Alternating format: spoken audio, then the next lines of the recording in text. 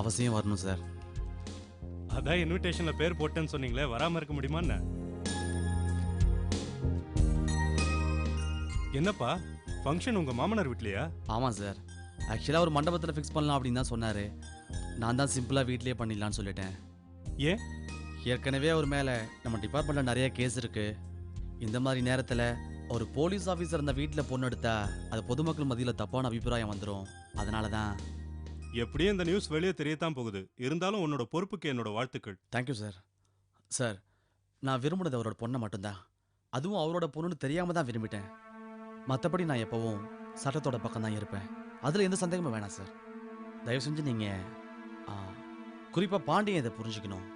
எனக்கு உன்னை பற்றி நல்லா தெரியும்டா. தேங்க்ஸ்டா. சார், இன்விடேஷன் வைக்கிற வேலை இருக்கு, நான் கிளம்புறேன் சார். பாண்டியன் போலாமா? நீ வந்த வேலை முடிஞ்சுது. நான் சார்கிட்ட கொஞ்சம் பேச வேண்டியிருக்கு. நீ கிளம்பு. Okay bye. சார், நீங்கள் அவசியம் ஃபேமிலியோடு வந்து கலந்துக்கணும். கண்டிப்பா. Thank you sir.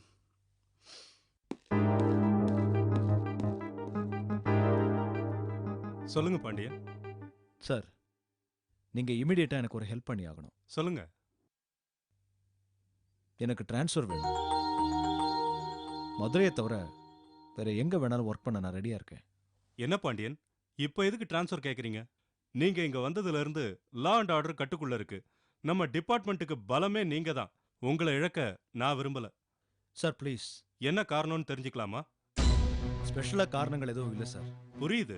மதன் வரதனோட வீட்டுல பொண்ணு எடுத்தது உங்களுக்கு பிடிக்கல. எனக்கு அதுல வருத்தம் தான். ஆனா மதன் தான் கிளியரா சொல்லிட்டாரு, நான் எப்பவுமே டிபார்ட்மெண்ட் பக்கம் தான் இருப்பேன்னு. அப்புறம் எதுக்காக நீங்க தள்ளி போக ஆசைப்படுறீங்க? எந்த தர்ம சங்கடமும் வரக்கூடாதுன்னு நினைக்கிறதால தான் சார்.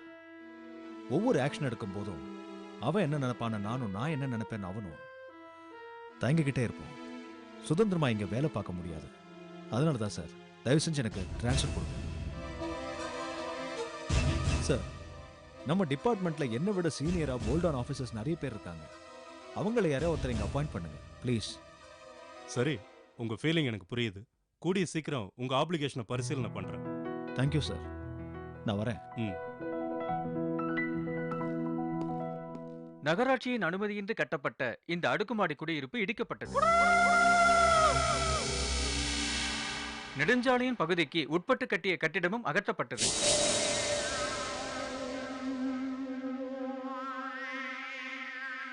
அரசின் அனுமதியின்றி கட்டப்பட்ட இந்த குடியிருப்பில் மணல், செங்கல், ஜல்லியிலும் மோசடி. மாநகரத்தில் கொடிகட்டி பறக்கும் வாஞ்சி கன்ஸ்ட்ரக்ஷன் மேற்பார்வையில் உருவான கட்டிடங்கள் தான் இவை என்பதில் இருவேறு கருத்துக்கு இடமே இல்லை.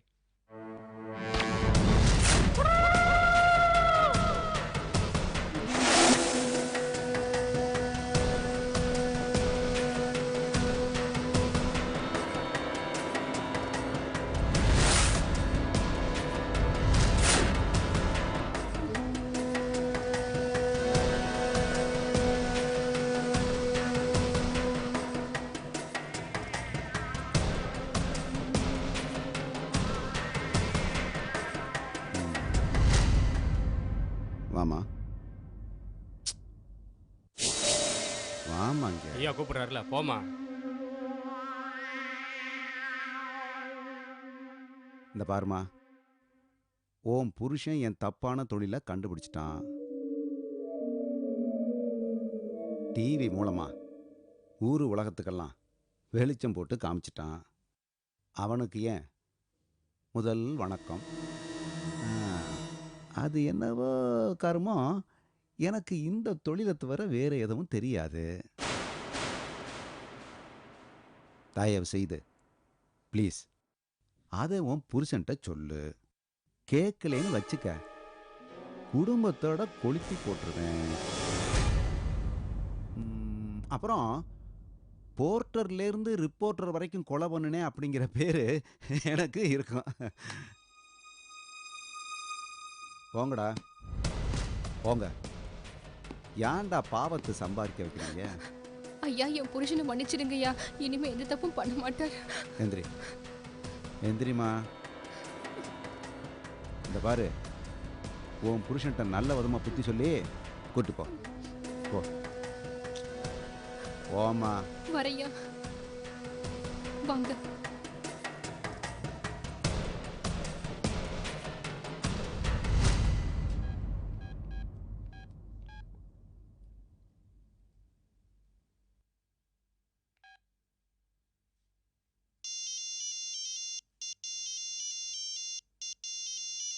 அண்ணே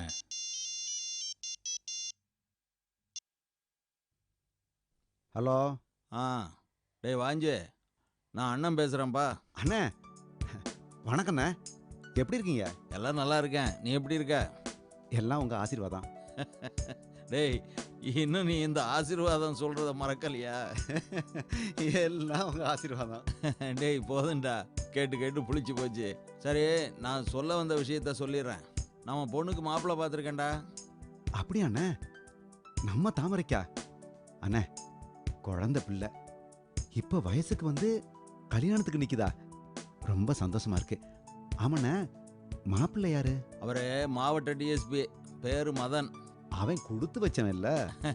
சரி, அடுத்த வாரம் வெள்ளிக்கிழமை நிச்சயதார்த்தம் வச்சுருக்கேன். நீ முத நாளே வந்துடணும் என்ன? அண்ணே, இதை நீங்கள் சொல்லணுமா? நம்ம வீட்டு விசேஷம், அவசியம் வந்துடுறேண்ணே. அது சரி, மறக்காம குடும்பத்தோட வந்துடு என்ன? கண்டிப்பாக வந்துடுறேண்ணே. சரி வச்சிடறேன். சரிண்ணே. சரி. சுபாண்ணே அண்ணே. வர்ற வெள்ளிக்கிழமை அன்னைக்கு மதுரை போனோம். சரிண்ணே. வியாழக்கிழமை அன்னைக்கு ஞாபகப்படுத்துங்க. சரிண்ணே.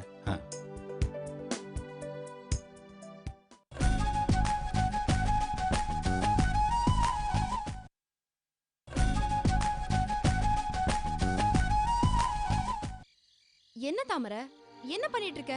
உனக்கும் செல்வத்துக்கும் கல்யாண விஷயத்த மதன் சார் கிட்ட சொன்னியா இல்லையா? சொல்லலையா?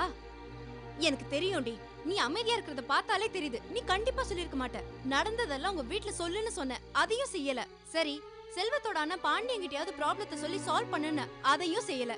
நானே மதன் சார் கிட்ட சொல்லிடுறேன்னு சொன்னேன்ல, அதையாவது செய்திருக்கலாம். அதையும் செய்யல. ஆனா ஒண்ணு தாமரை, நாள் ஆக ஆக உனக்கு தான் பிரச்சனை. புரியுதுடி, அவர்கிட்ட சொல்லலன்னு தான் நினைச்சேன். ஆனா முடியல. அதான் லெட்டர்ல எழுதி அனுப்பியிருக்கேன். லெட்டர்லியா? ஆமா, நான் செல்வத்தை லவ் பண்ணது, நாங்க கல்யாணம் பண்ணிக்கிட்டது, இப்ப நான் கன்சீவா இருக்கிறது எல்லாத்தையும் டீட்டெயிலா எழுதி மதன் கிட்ட கொடுத்து அனுப்புற நிச்சயதார்த்த இன்விடேஷன்ல உள்ள வச்சுட்டேன்.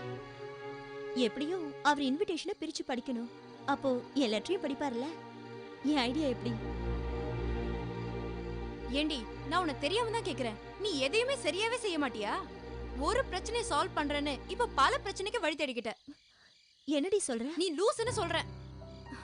நீ லெட்டர் அனுப்புனத மதன் சார் தான் எடுத்து படிப்பாருன்னு என்ன நிச்சயம்? அவங்க பேரண்ட்ஸ் யாராவது எடுத்து படிக்கலாம்ல? சரிப்பா, யாருமே படிக்கல. அந்த இன்விடேஷனை ரிலேஷன்ஸ்க்கு எல்லாம் கொடுத்தாச்சு. அவங்கள யாராவது எடுத்து படிச்சா என்ன பிரச்சனை வரும்னு யோசிச்சு பாத்தியா? என்னடி இப்படி பயமுறுத்துற? வேற யாராவது படிப்பாங்கன்னு எனக்கு தோணவே இல்ல. அவர்தான் படிப்பாருன்னு நான் நம்பிட்டு இருந்தேன். அது நம்பிக்கை இல்ல, முட்டாள்தனம். அந்த லெட்டரை மதன் சாரை தவிர வேற யார் எடுத்து படிச்சாலும் நீயும் செல்வமும் லைஃப் லாங் ஒன்னு சேரவே முடியாது. பிரச்சனைன்னு தெரியுதுல, நிதானமா யோசிக்க மாட்டியா? இதே லெட்டரை கொரியர்லயோ இல்ல ரெஜிஸ்டர் போஸ்ட்லயோ அனுப்பியிருந்தனா அது புத்திசாலித்தனம். இப்ப என்னடி பண்றது? எனக்கு பயமா இருக்கு. இப்ப பயந்து என்ன ஆக போகுது? சரி, இந்த பிரச்சனையை சால்வ் பண்றேன்னு வேற ஏதாவது பிரச்சனையை இழுத்து வச்சுக்காத. நடக்கிறது தான் நடக்கும். எதுவா இருந்தாலும் ஃபேஸ் பண்ணி தானே ஆகணும்.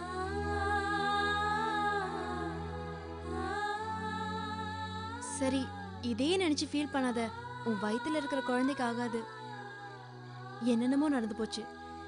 இனிமே நடக்க போறதாவது நல்லதே நடக்கும்னு நம்புவோம்.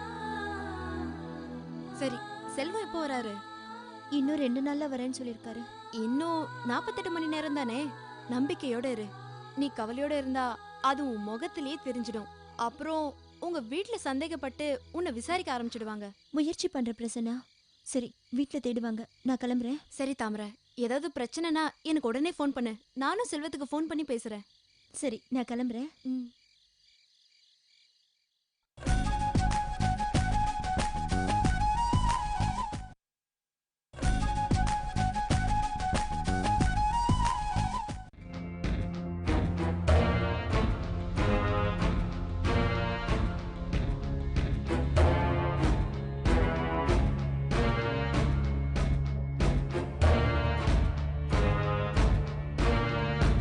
வணக்கம்யா.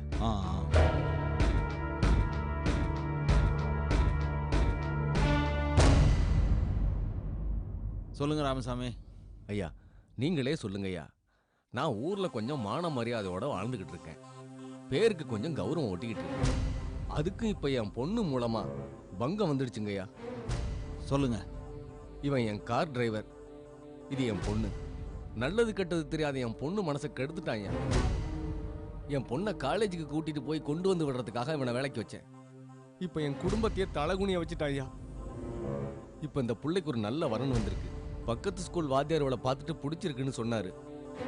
ஆனா இவ கட்டினா இந்த பையல தான் கட்டிக்குவேன்னு ஒத்த காலில் நிக்கிறா.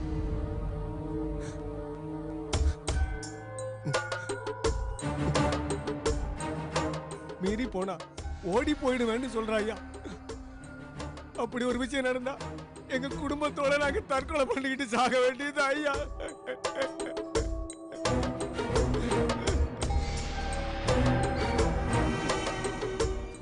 நீங்க தாயா எப்படியாவது புத்திமதி சொல்லி எங்க பொண்ணை எங்களுக்கு மீட்டு தரணும். என்ன தம்பி, இந்த பொண்ணை உனக்கு பிடிச்சிருக்கா? உன்னதான் கேட்குறேன், சொல்லு. பிடிச்சிருக்குங்க. உன்னோட வருமானம் என்ன? எப்படி இந்த பிள்ளைய வச்சு காப்பாத்துவ? பிச்சை எடுத்தாவது இந்த பொண்ணை காப்பாத்துவீங்க.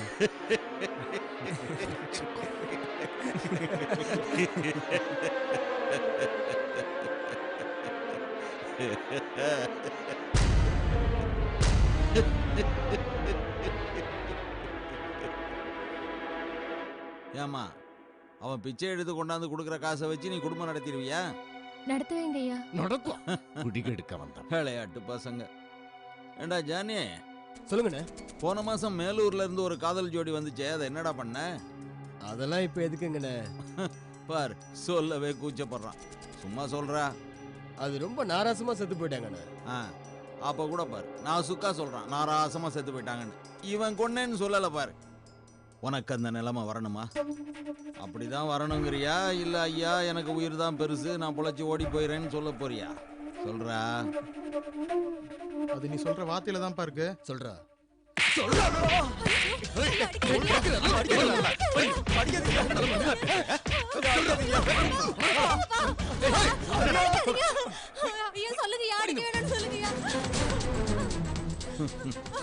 இந்த வரதனை பொறுத்த வரைக்கும் காதல்ல விழுறதும் தப்பு, காலில் விழுறதும் தப்பு. எந்திரி முதல்ல. என்ன முடிவு எடுத்திருக்க? ஐயா, நான் என் வழியை பார்த்து போயிடுறேங்கய்யா. என்ன ஒன்றும் பண்ணிடாதீங்கய்யா. ஐயா, என்னை நம்பி அப்பா அம்மா தம்பி தங்கச்சி நிறைய பேர் இருக்காங்கய்யா. விட்டுருங்கய்யா. அப்ப இந்த பொண்ணோட நிலைமை? ஐயா, இந்த ஒருத்திக்காக என் உயிரை பலி கொடுக்க விரும்பல ஐயா. சரி, போ. போய் வரேங்கய்யா. உன் குடும்பத்தை கவனி. சரிங்கய்யா, வரேங்கய்யா. என்னங்க என்னங்க, நானும் உங்க கூட வந்துறேங்க. என்னங்க பாரு, செவடங்காதல ஊதுன சங்கு மாதிரி போய்கிட்டு இருக்கான். உன்னை காதலிக்கும் போது உயிரேன்னு சொல்லியிருப்பான். அந்த உயிருக்கு பங்கம் வருதுன்னு உன்னை திரும்பி பார்க்காம கூட ஓடுறான். நல்லா சொன்னீங்கய்யா. மூச்சு. இந்த பாரு, இந்த வயசுல காதல் இனிக்கதான் செய்யும். ஆனா கல்யாணம் பண்ணி வாழ நினைக்கும் போதுதான் எல்லா சங்கடமும் வாசல்ல வந்து வரிசையா தட்டும். சமாளிக்க முடியாது. இனிச்ச காதல் கசக்க ஆரம்பிச்சிடும். புருஷனை மனசு மறக்க ஆரம்பிச்சிடும். மறுபடியும் நீ இந்த அப்பனை தேடி தான் ஓடி வரணும். ஏற்கனவே உன்னால மான மரியாதையெல்லாம் இழந்துட்டு நிக்கிற அப்பன் உன்னை பார்த்ததை என்ன செய்வான்? வீட்டை விட்டு வெளியில போடியுமா, நீ நடுத்தருவுக்கு வந்துடுவ. இந்த அவமானமெல்லாம் உனக்கு தேவையா? நல்லா யோசிச்சுப்பார். ராமசாமி, சொல்லுங்கய்யா. நீங்க உங்க பொண்ணை கூட்டுக்கிட்டு வீட்டுக்கு போங்க. சரிங்க. 2 நாளைக்கு யோசிச்சானா எல்லாம் சரியா? ரொம்ப நன்றிங்கய்யா. ஐயா, இந்த என்னது பணமா கைமாற வாங்கிக்கணும். நான் கட்ட பஞ்சாயத்துக்கு தான் ஏன் பணம் வாங்குவேன், காதல் பஞ்சாயத்துக்கு வாங்குறதில்ல. ஒரு பொண்ணு வீட்டை விட்டு ஓடி போயிட்டானா அந்த அவமானம் ஒரு பெத்த அப்பனுக்கு எந்த அளவுக்கு வலியையும் வேதனையும் ஏற்படுத்தும்னு எனக்கு நல்லா தெரியும். நான் ஒரு குடும்பத்துக்கு நல்லது செஞ்சதா நினைச்சுக்கிறேன். நீங்க புறப்படுங்க. அப்ப நான் போயிட்டு வரேன். வாமா போலாம்.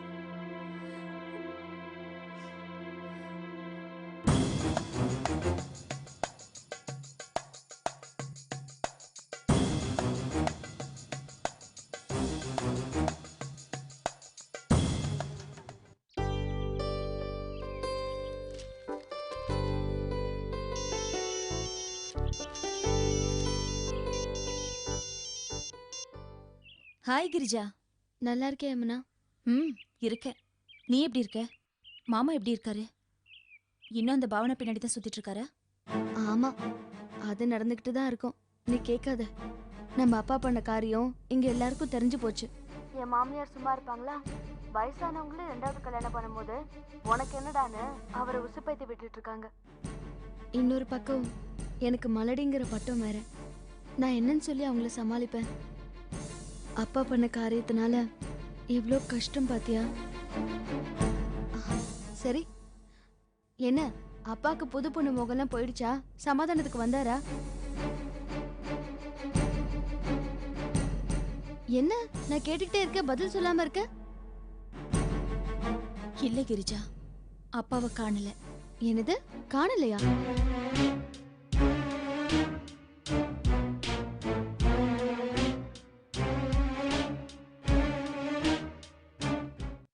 தாய்மைக்கு மேலொரு தெய்வமும் இல்லை, தாமரை பூவுக்கு பனித்துளி பிள்ளை.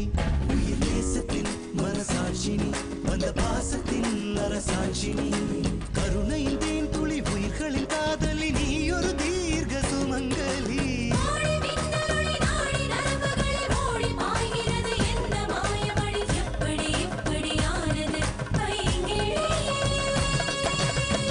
யமுனா நதியில்